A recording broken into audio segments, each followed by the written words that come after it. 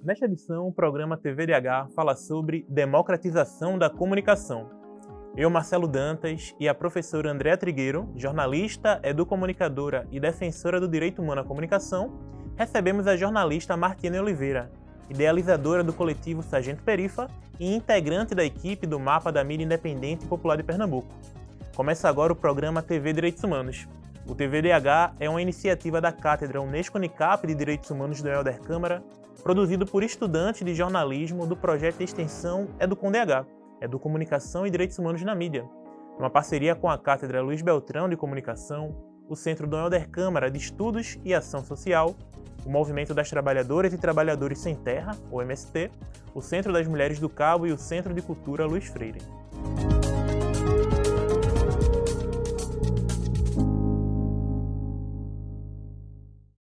A manifestação do pensamento, a criação, a expressão e a informação sob qualquer forma, processo ou veículo não sofrerão qualquer restrição. Os meios de comunicação social não podem, direta ou indiretamente, ser objeto de monopólio ou oligopólio. A produção e a programação das emissoras de rádio e televisão darão preferência a finalidades educativas, artísticas, culturais e informativas. Esses são alguns trechos retirados da Constituição Federal de 88, do capítulo 5, que trata sobre comunicação social.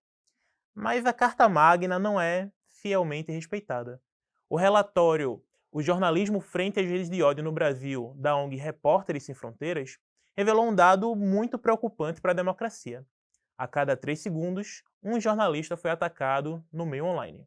Ao irmos para o monitoramento feito pelo Intervozes, Coletivo Brasil de Comunicação Social, vemos que as eleições de 2022 tiveram 45 candidatos que ou eram proprietários ou eram envolvidos com propriedades familiares de mídias. Dos 45, 38 eram homens, 33 brancos e 33 milionários. Nesse cenário, surge a pergunta: é possível, então, democratizar a comunicação brasileira? Esses são alguns pontos que vamos conversar hoje no TVDH. Andréa Trigueiro, Martiene Oliveira, sejam muito bem-vindas ao TVDH. Bom, a gente sempre dá um crédito de vocês, mas sempre acho muito mais legítimo vocês falarem um pouco mais sobre vocês mesmas. Martiene, por favor, se apresente a quem nos acompanha. Olá, é um prazer, estar aqui, conversando com vocês sobre um tema tão importante, né. Eu sou Martiene Oliveira, sou jornalista, sou idealizadora do coletivo de mídia independente popular Sargento Perifa, também atuo no Mapa da Mídia Independente Popular de Pernambuco, junto com a Marco Zero Conteúdo, e sou assessora de imprensa, do Sindesprev Pernambuco. Sempre um prazer, participar aqui da bancada do TVDH. Eu sou Andréa Trigueiro, eu sou jornalista e sou professora do curso de jornalismo e trabalho com esses temas que circundam aí o campo da comunicação. Eu trabalho com o jornalismo e políticas públicas, jornalismo e direitos humanos, jornalismo comunitário e com mídias como rádio e televisão. Eu considero que é importante para a gente fazer essa autodescrição também, porque às vezes a mídia, ela limita um pouco a gente quando faz a definição. Então, parabéns aí pela possibilidade de a gente poder falar sobre nós. Com certeza. Já falando sobre a nossa própria descrição, eu vou pegar aí esse ensejo. Martiene, quando a gente vai olhar para a mídia tradicional, para a mídia hegemônica, a gente vê um negócio monótono, né?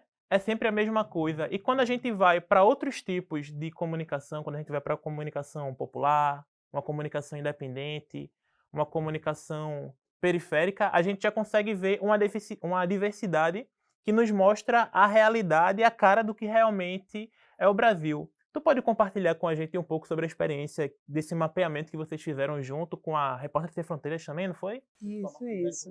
A Repórter Sem Fronteiras foi a apoiadora, foi quem possibilitou que a gente, junto com o MAPA, fizesse esse trabalho.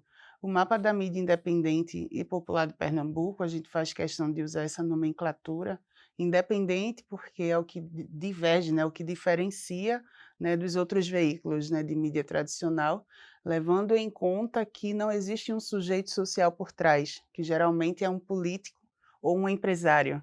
né, para ditar, né, para mandar na pauta da gente, naquilo que a gente produz e fazer os cortes, né, ainda que a gente publique, né, ou que a gente tente, né, publicar.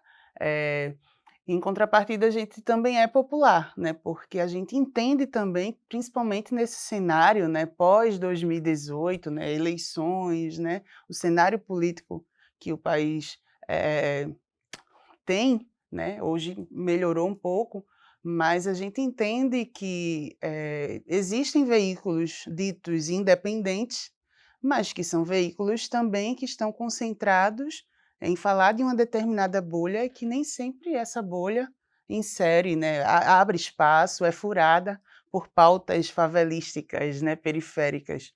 Eh, e aí a gente faz questão de falar isso, né, de que é um grupo, que o mapa funciona como um coletivo gigante, onde abarca hoje 65 coletivos, né, tendo outros para entrar no radar já aí.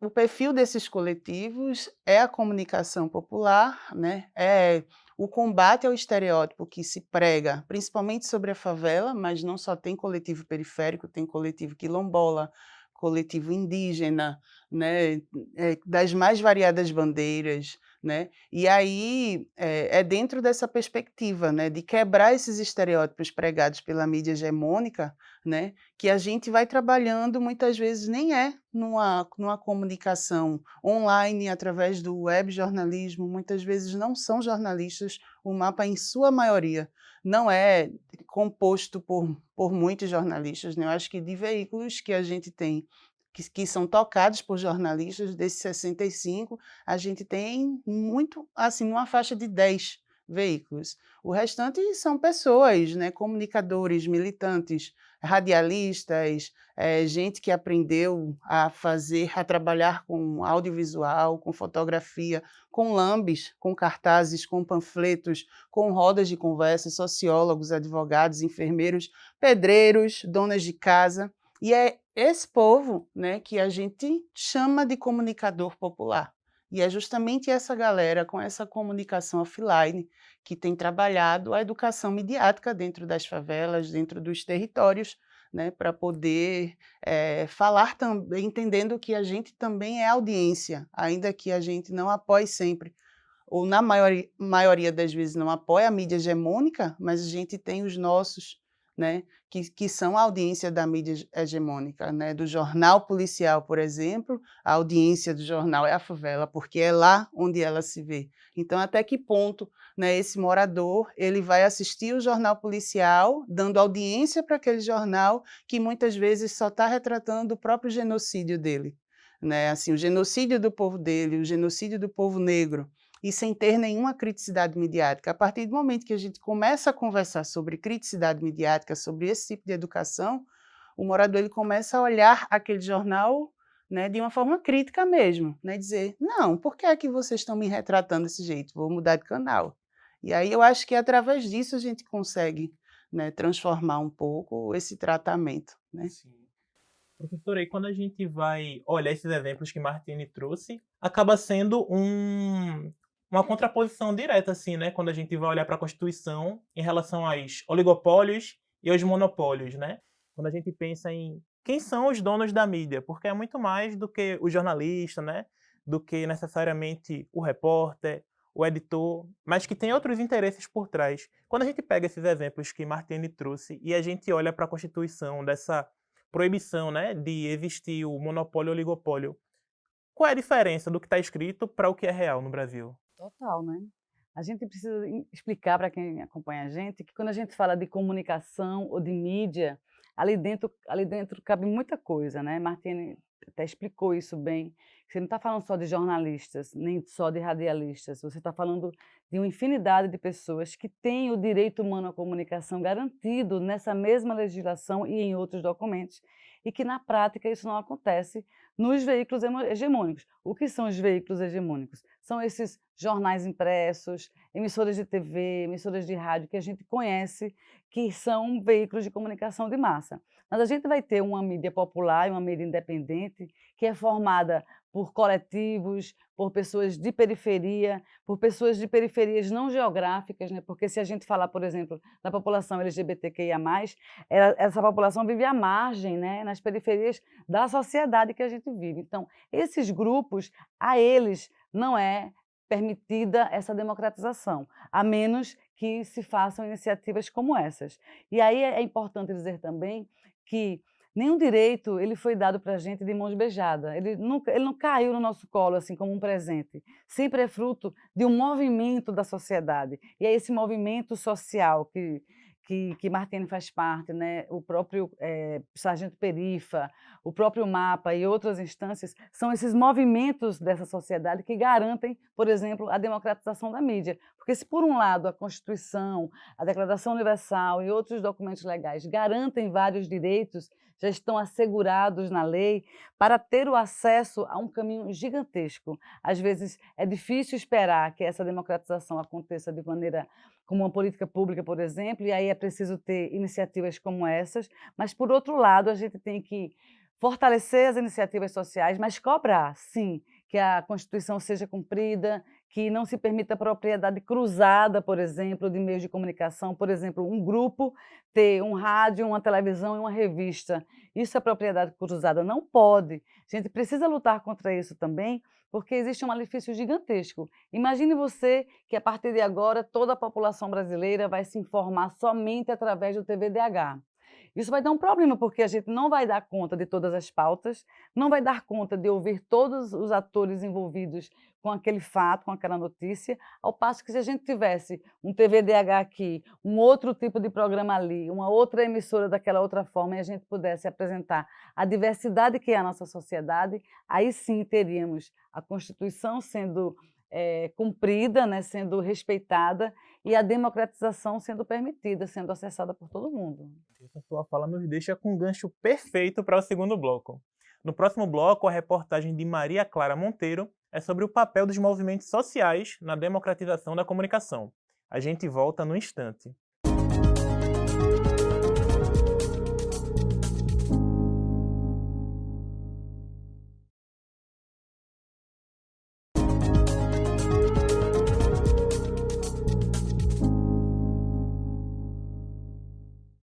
Estamos de volta com o segundo bloco do TV Direitos Humanos, que nesta edição fala sobre democratização da comunicação.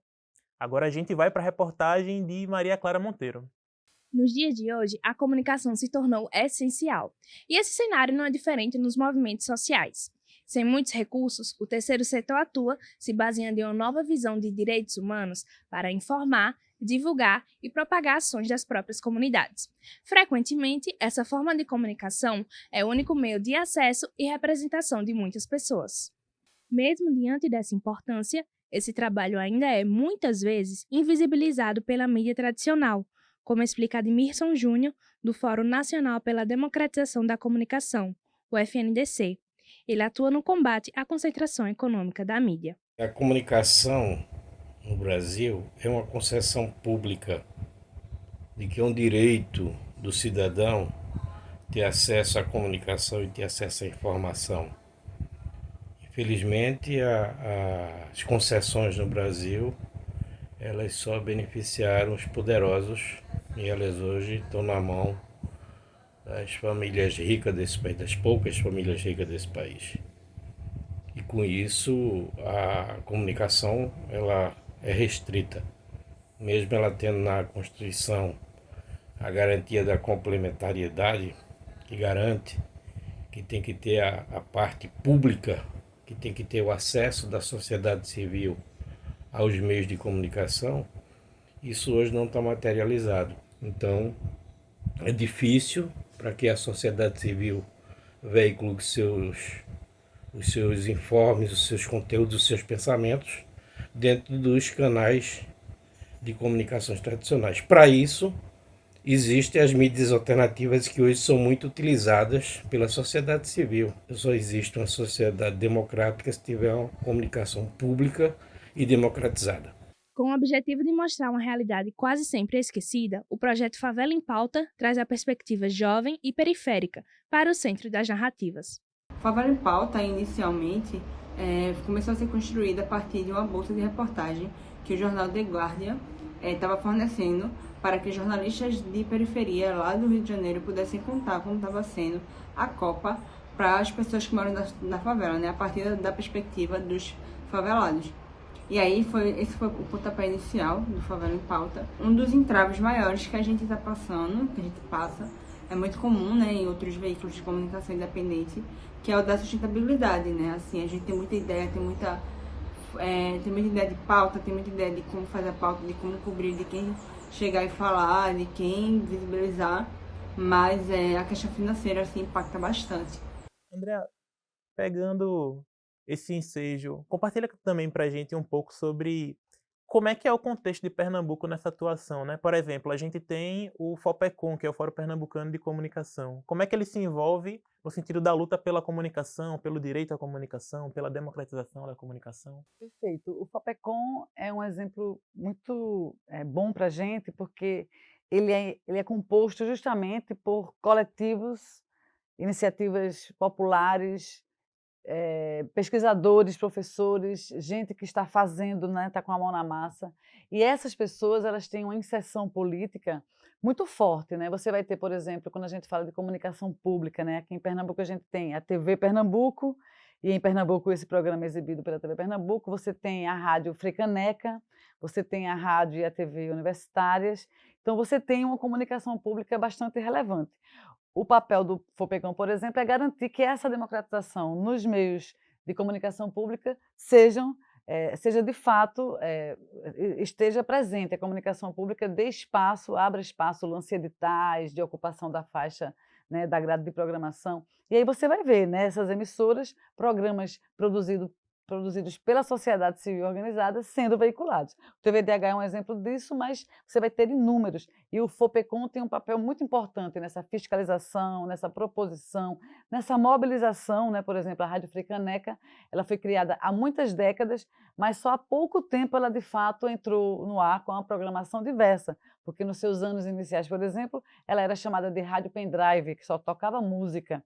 E aí o FOPECOM atuou muito nisso. E nas emissoras e empresas privadas, é bastante interessante a gente pensar que a Constituição fala de rádios e TVs que são concessões públicas, mas os jornais, por exemplo, não.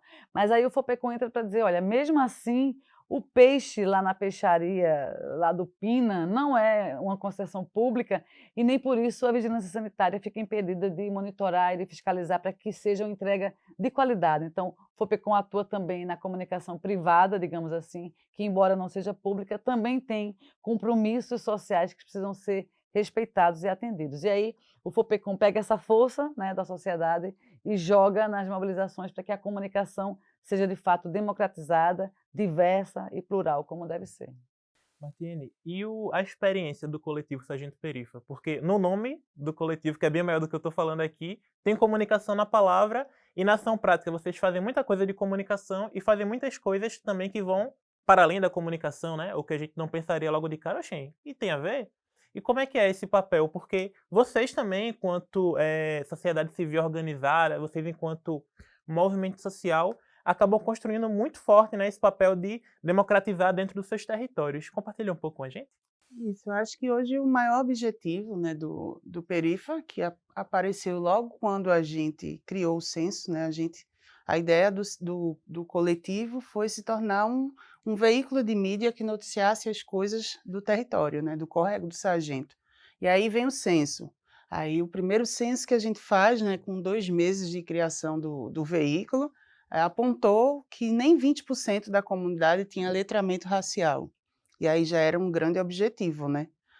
E a gente vem trabalhando dentro disso, né? Quando a gente fala de comunicação, essa comunicação que todo mundo já conhece, né? Que é o falar e ser entendido, a comunicação é muito mais do que o falar, né? Para além do falar, a gente não está falando somente do microfone que a gente coloca na boca do morador, ou na nossa boca para falar dele, né? A gente está falando de uma roda de conversa e que a gente não diz que vai ser uma palestra, né? E sim uma confraternização, feito acontece com a rede de mulheres. A última rede de mulheres do ano, tem um jantarzinho lá para vocês. E aí todo mundo chega na rede, a gente reúne umas 50 mulheres na sede, e aí a gente vai falar de feminicídio, violência de gênero, e elas vão entender muito bem através dessa linguagem, né? Então, a gente acaba esbarrando, enquanto jornalistas de favela, né, nas pautas até nos dias de folga, né, fora da rotina da gente, e aí a pauta que aparece também é a pauta do assistencialismo, né? Automaticamente, se eu vou noticiar sobre uma mãe que está precisando de alimentos ali com os seus filhos, né, acaba que isso vira uma campanha, e essa campanha, né, o jornalista vai mergulhando, e aí se torna um coletivo com 20 projetos nas mais variadas áreas para atender a comunidade, comunicando também, né, mesmo que seja através de um atendimento com saúde, né, aferindo uma pressão ali, a gente está comunicando de todo jeito. Maravilha. E eu acho que o jornalismo, ele tem um lugar muito importante também, ele está ocupando as ruas, né, para saber o que acontece. Se eu não me engano, o Sargento Perifa surgiu, né, na época da pandemia, dentro de uma inquietação de vocês, de dizer, peraí, a comunidade da gente não é só isso, né? Isso. É muito além disso. A comunidade é o Córrego do Sargento, né? Isso. Na linha do tiro em Pernambuco. E já aproveitando essa minha introdução, eu vou querer que tu fale um pouco mais pra gente também sobre qual a importância da gente se ver na mídia, porque esse é o tema do nosso terceiro bloco. No próximo bloco tem o quadro Fala Povo, com Álvaro Torres, levando para as ruas a pergunta: você se vê representado ou representada na mídia? A gente confere as respostas já já.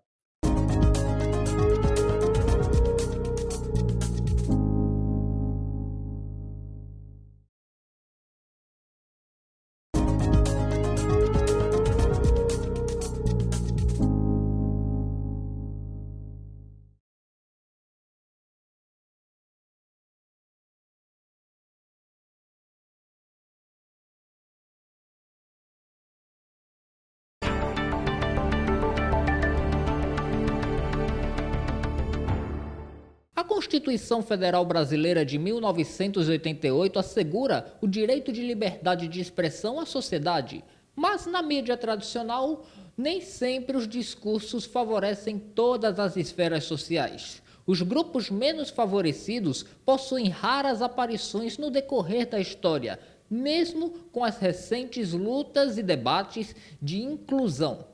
Por isso, o Fala Povo de hoje quer saber: você se sente representado ou representada na mídia hoje em dia? A mídia está passando um processo de transformação, mas a mídia não é simples, não é sempre complexa. A mídia não é um, nem dois, nem três, nem aquele outro veículo. A mídia é um complexo que representa os interesses daqueles que a sustentam. Como a sociedade brasileira nunca foi capaz de sustentar veículos que respondessem aos anseios da maioria dos brasileiros, sempre foram os setores hegemônicos, economicamente dominantes, que fizeram a mídia, que sustentaram a mídia. Nós nunca assinamos veículos populares. No Brasil nunca teve um jornal como o Le Monde, não teve um jornal como é o País espanhol. Nós sempre tivemos veículos de comunicação financiados pelo grande capital, pelo poder econômico. Por isso, a mídia tradicional representa esses interesses. Nós somos apenas consumidores. Eu acho que houve uma evolução, querendo ou não, de um tempo para cá, da representatividade de pessoas negras na mídia, porém ainda sinto que é um pouco baixa. Não totalmente, eu acho que a mídia está crescendo um pouco, está começando a abarcar outros tipos de pessoas, estereótipos, e eu acredito que isso ainda vai crescer muito. Mas hoje em dia não me sinto totalmente representada. Atualmente sim, né? Ultimamente a comunidade negra também vem se destacando muito nos últimos meses, nos últimos anos. Inclusive, recentemente, né, o Prêmio Multishow teve uma representatividade muito grande de pessoas negras, a quantidade de pessoas negras que subiu no palco para receber o Prêmio Multishow, sem contar que há 2 anos atrás, aquela cantora Ludmilla, quando ela subiu no palco pela primeira vez para receber o prêmio como pessoa negra, ela foi chamada de macaca. E nesse ano ela recebeu 5 prêmios de reconhecimento pela música brasileira. Eu acredito que sim, a gente está sendo muito bem representado. Essa iniciativa de trazer inclusão de pessoas negras, transexuais, que acontece, pelo menos nesse discurso delas hoje em dia, isso representaria um avanço ou seria mais um discurso comercial? É as duas coisas, não deixa de ser um avanço. Eles não estão colocando porque querem, estão colocando porque houve uma conscientização maior da população e houve como que uma exigência do público. As pessoas exigem, as pessoas esperam. Quando você vê um canal de TV americano, por exemplo, quando você olha para a sociedade americana, para os esportes, para a cultura, para a música, para o cinema, você vê a presença dos negros na tela, você pensa que os negros são a maioria da população dos Estados Unidos. Mas não é, os negros são apenas 8% da população americana. No Brasil, as pessoas que são, de alguma forma, que não brancas, são mais de 50% da população e precisariam ter esse tamanho de exposição, pelo menos esse tamanho de exposição nos meios de comunicação. E começaram a ter, porque as pessoas estão exigindo isso. Então, de algum é comercial, porque se não fizer isso, vão perder a audiência.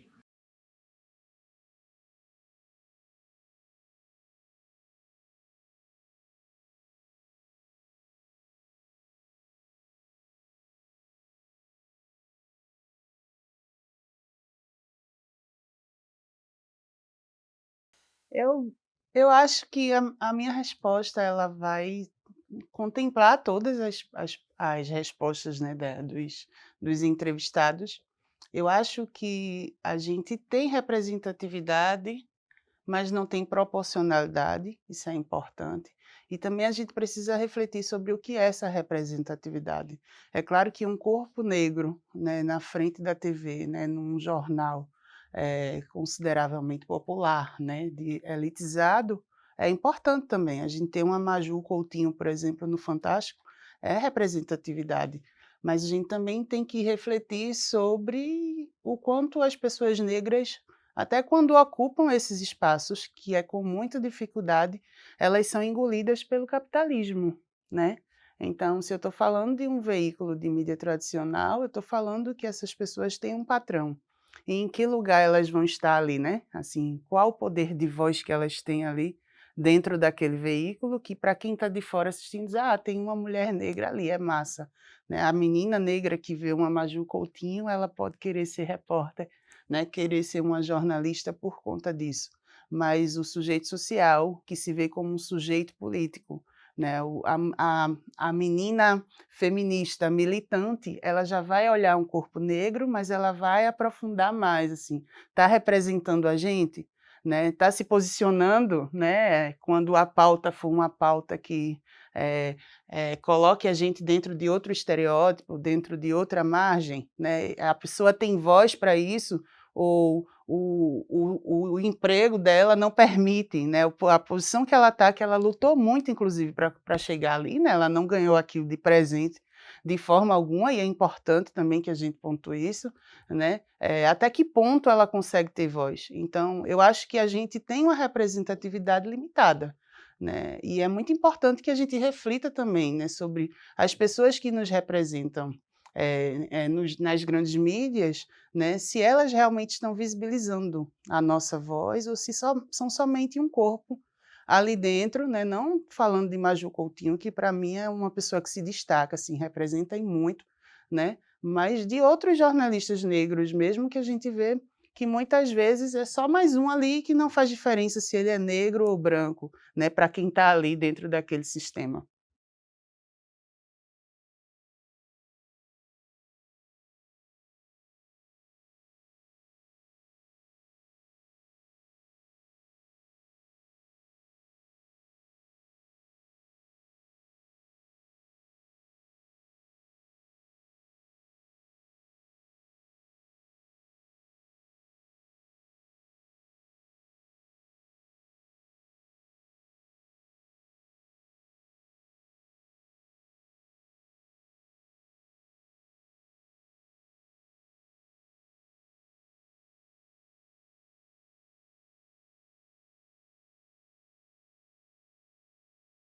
Acho que Martine trouxe aí, no primeiro bloco e no segundo, uma palavra que eu acho que é a palavra de ordem do dia, que é o letramento.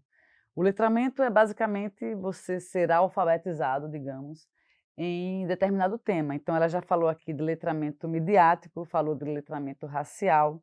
a gente precisa de letramento de gênero, de outras, né, de outros temas também, de outros grupos sociais e etc.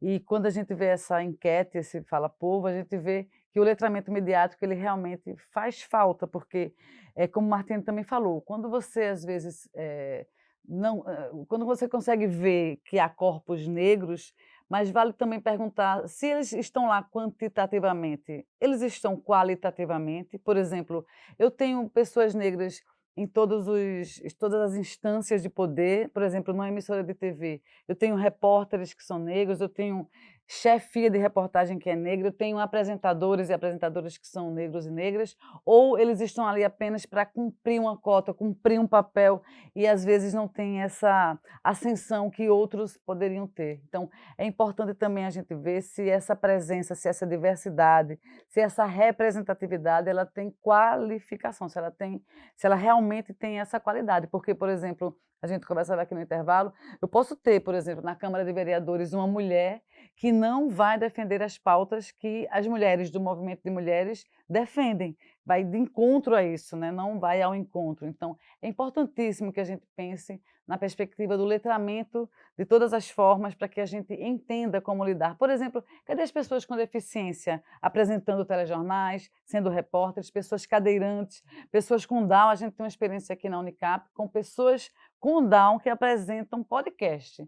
Então, é possível, é muito possível, é um exemplo de democratizar, mas eu penso que a gente ainda está sendo um pouco romântico de achar que as coisas estão melhorando e que elas estão ok. Não estão ok. A melhoria, no meu entendimento, é muito pequena, o avanço é muito pequeno diante do tamanho do apagamento que a gente faz quando não democratiza essa mídia. A gente tira, né, de circulação vários grupos sociais. Cadê as pessoas privadas de liberdade, por exemplo, que poderiam também ter seus meios de comunicação para falar das suas problemáticas? A gente não tem. Então, a gente precisa aprender a ler, a fazer uma leitura crítica dessas temáticas para poder não sermos enganados com algumas maquiagens que aparecem que fazem a gente crer que as coisas estão melhores do que elas de fato estão.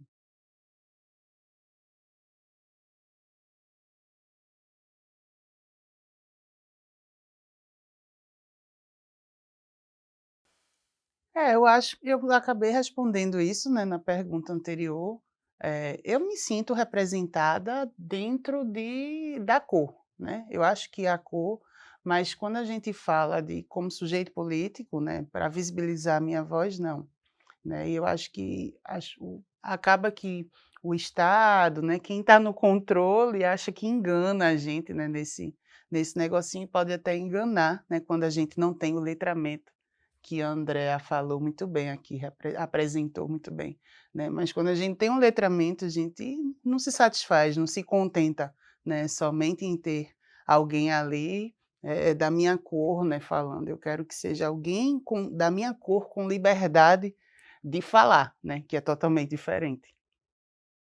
Eu não me sinto como mulher, como nordestina, com toda a diversidade, da complexidade que faz parte da minha existência. Eu sou uma pessoa privilegiada, né? Eu sou branca, eu sou hétera, etc.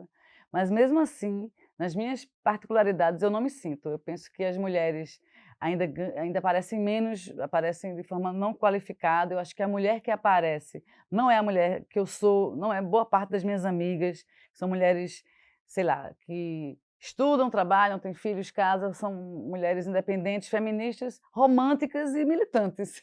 Eu não consigo ver essas mulheres, né, nas novelas e etc., nos espaços jornalísticos.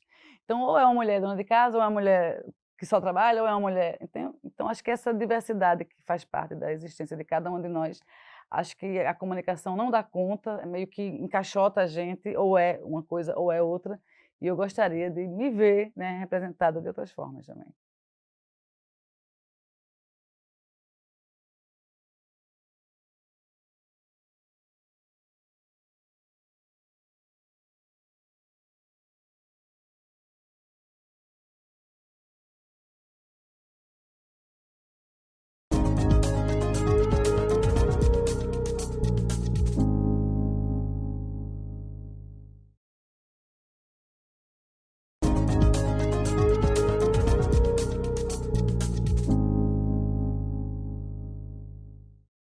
Estamos de volta com o quarto bloco do TV Direitos Humanos, que nesta edição tem como tema Democratização da Comunicação. Agora, Martiane Oliveira e Andréa Trigueiro respondem a uma pergunta enviada por quem acompanha o nosso programa. É o momento do quadro Educar para os Direitos Humanos, com Cecília Nascimento.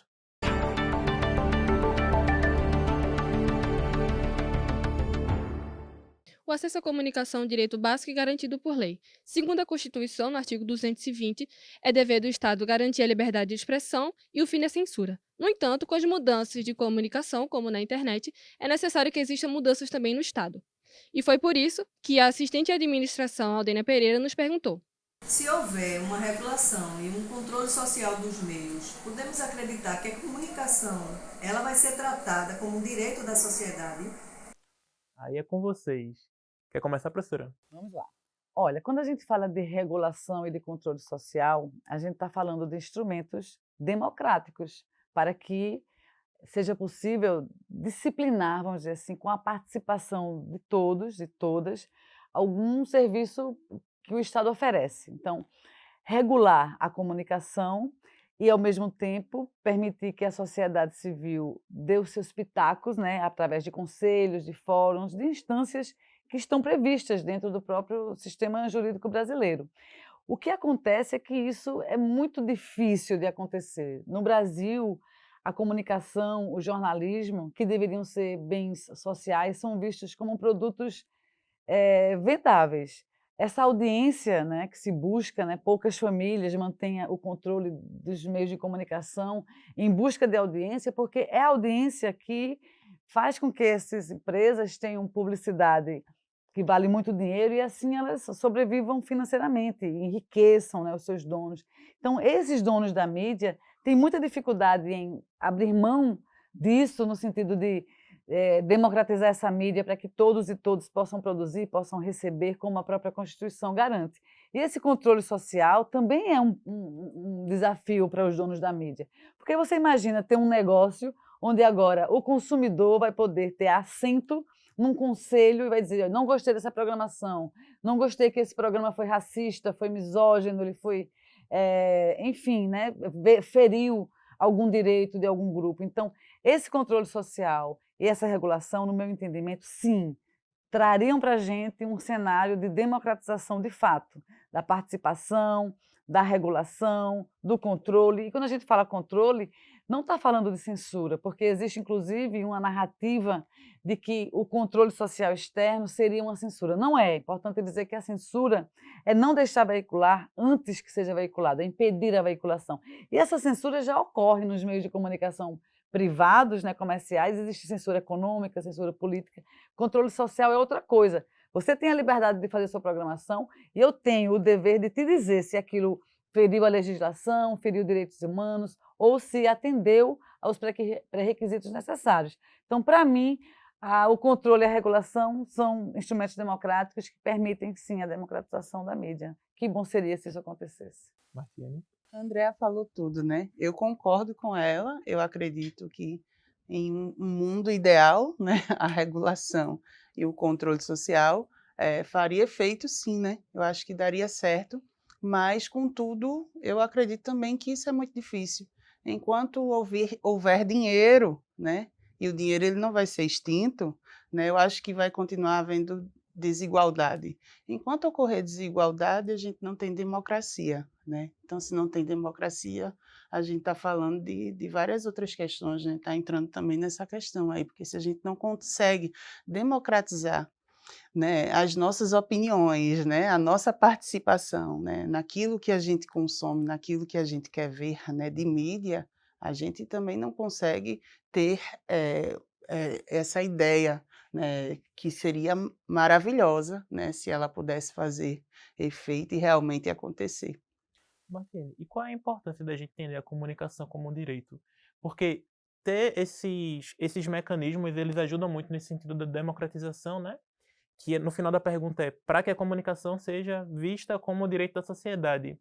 Porque ela é um direito, mas ela acaba ficando numa situação assim muito frágil, né? Muita gente não sabe que a comunicação se olha é um muito direito, né? como uma maneira muito de acessório, uma ferramenta. Qual a importância da gente entender que a comunicação é um direito? Eu acho que é muito também pelo que a gente precisa, inclusive até de serviços, né? A gente precisa ter informações sobre serviços e a gente sabe que até isso também é uma parcela da sociedade que tem, né? Quando a gente fala de desertos de notícias, por exemplo, né, territórios onde não se tem veículos de mídia, não se tem notícias sobre eles, o Córrego do Sargento era um desse, né? Agora não é mais por conta do Perifa. E quando se existiam notícias sobre isso, eram sobre coisas negativas. Então, quando a gente passa a entender que essa comunicação ela é um direito, né, é o direito de falar, o direito de se expressar, o direito de protestar e o direito também de receber informações, né, de ter acesso, né, a informações, né, e de ser uma voz, né, de verdade, né, na sociedade. Então é super importante porque ela acaba se tornando também uma ferramenta política, né, de transformação. A partir do momento que eu entendo, né, que a comunicação é um direito, né, que é o meu direito, eu me vejo também como um sujeito político, né, e vou fazer de tudo. Esse movimento vai transformar automaticamente o meu território, a minha família, vai levar o letramento, vai me fazer querer saber mais, conhecer mais e buscar conhecimento e ter conhecimento, receber esse conhecimento também é um direito, também é comunicação, né?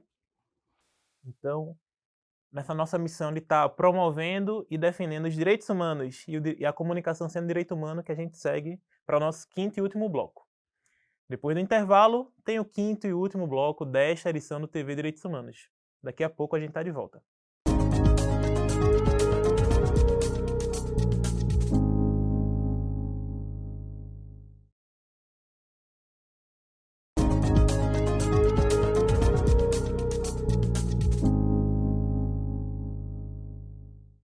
Chegamos ao quinto e último bloco do programa TVDH, que nesta edição fala sobre democratização da comunicação.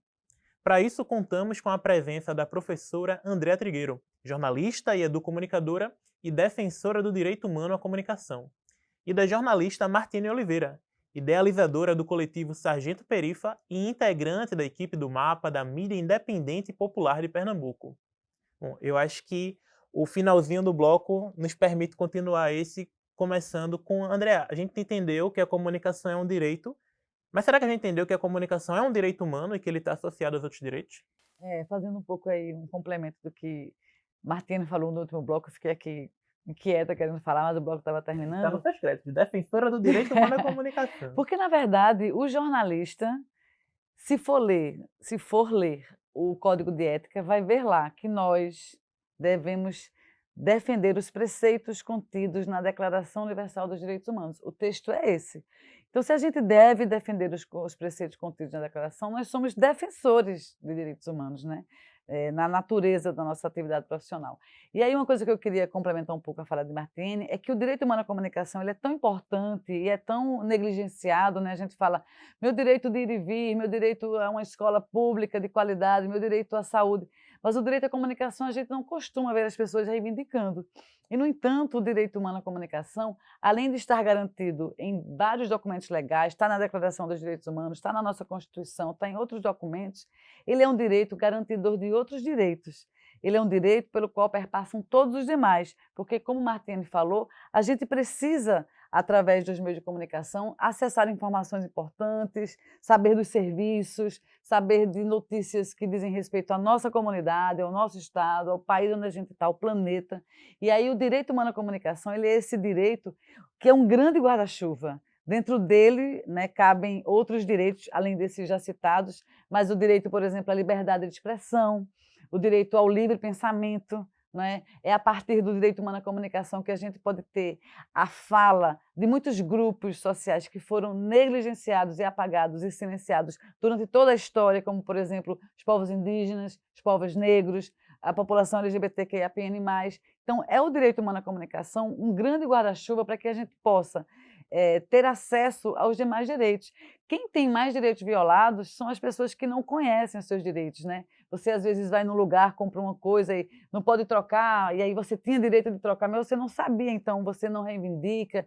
E outras situações que a gente vive de desespero até por falta de conhecimento sobre os nossos direitos. Então, é muito importante que a gente fortaleça iniciativas que dão esse acesso ao direito humano à comunicação, como o Sargento Perifa, por exemplo, as organizações que estão no mapa da mídia e outras organizações independentes, populares, e que fazem com que essa comunicação saia da mão de poucos e possa ser distribuída, democratizada para muitas mãos, muitas cores, muitas vozes, né? Um mundo, muitas vozes, esse é o lema. Martine, eu sei que é difícil, que são vários coletivos, que são vários grupos que vocês fizeram nesse mapeamento, mas compartilha com a gente um pouco mais sobre eles, porque eles dão essas possibilidades que a Andrea falou, e tem muitos que passam despercebido, né, que a gente não conhece, e aí a gente já aproveita esse momento também para falar para quem está em casa como é que acessa esse mapa da mídia independente popular de Pernambuco.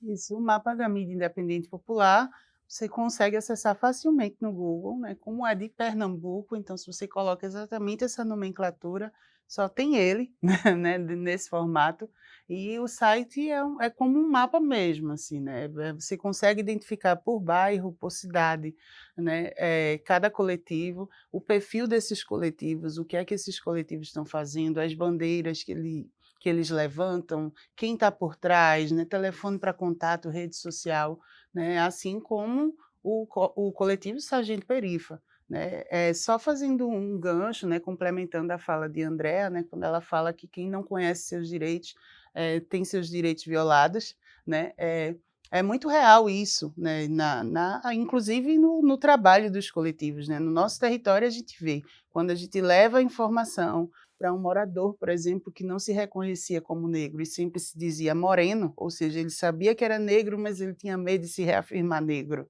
Né? Quando ele tem medo de se reafirmar negro, ele não consegue diagnosticar o racismo. É como se fosse aquela criança que está chorando, tem uma dor, mas ela não consegue se expressar. Né? E se ela não consegue dizer, né, qual é aquele problema, ela também não consegue ter um diagnóstico, automaticamente não vai ter um remédio. Né?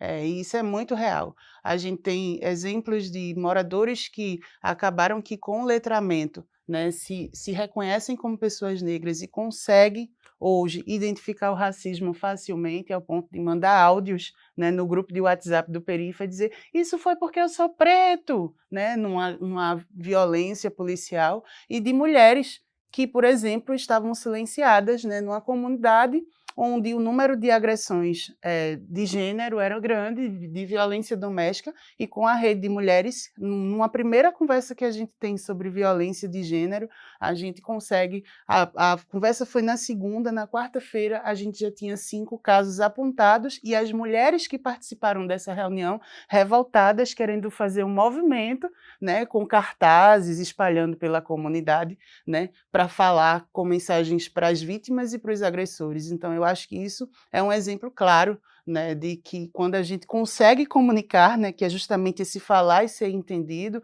a gente consegue lutar pelos nossos direitos e movimentar as pessoas. Não eram militantes que estavam fazendo aquilo, eram pessoas que nunca tiveram contato com movimentos sociais, donas de casa, né, e elas conseguiram se revoltar em 3 dias, assim, né, e fazer um grande rebuliço na comunidade, e a rede só tem crescido através dessa comunicação. Muito importante. E Martine, como é que o pessoal pode estar acessando o teu trabalho, pode estar acompanhando o que tu estás fazendo? Isso. O coletivo Sargento Perifa, né, a gente tem um site, né, que é o www.coletivosargentoperifa.com.br, e a gente também está nas redes sociais, né, está no Instagram, está no Facebook, Sargento_Perifa. A gente está nas plataformas de áudio, né, então a gente está no Spotify como podcast da gente, que é o PerifaCast, né, também está no YouTube. Né, a gente vai estar lá, né? Coletivo Sargento Perifa não vai ser difícil de encontrar, né, na internet, e você será muito bem-vindo. Ah, que bom. Professora? Eu gosto de divulgar nas redes sociais do projeto de extensão que eu coordeno, que é o Educomunicação e Direitos Humanos na Mídia, que está no Instagram, no @educomdh, e também os programas que a gente faz, no caso, o TVDH, @programa TVDH_Unicap, e o podcast Expressão Livre, que é @Expressão Livre DH. E aí você vai poder ter acesso a alguns produtos, alguns temas, alguns debates bastante interessantes nesse campo aí de comunicação e direitos humanos. Eu acho que vale muito também ficar a indicação para vocês acompanharem o FNDC, né? o Fórum Nacional pela Democratização da Comunicação. Acompanhe eles e elas, né, no Instagram, no site, porque tem muito material bacana para continuar em contato, né, com o tema e se aprofundar no assunto. Martiene e Andréa, a gente agradece demais pela presença de vocês. Obrigada também. Eu que agradeço.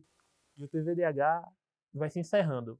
O TVDH é uma iniciativa da Cátedra Unesco-Unicap de Direitos Humanos do Helder Câmara, produzido por estudantes de jornalismo do projeto de extensão EduComDH, Educomunicação e Direitos Humanos na Mídia, uma parceria com a Cátedra Luiz Beltrão de Comunicação, o Centro do Helder Câmara de Estudos e Ação Social, o Movimento das Trabalhadoras e Trabalhadores Rurais Sem Terra, o MST, o Centro das Mulheres do Cabo e o Centro de Cultura Luiz Freire. Acompanhe a gente nas redes sociais e traga sugestões. Anota aí, @programatvdh.unicap. Estamos também no YouTube, nos canais Jornalismo Unicap e Cátedra do Helder. Agradecemos pela companhia e até a próxima.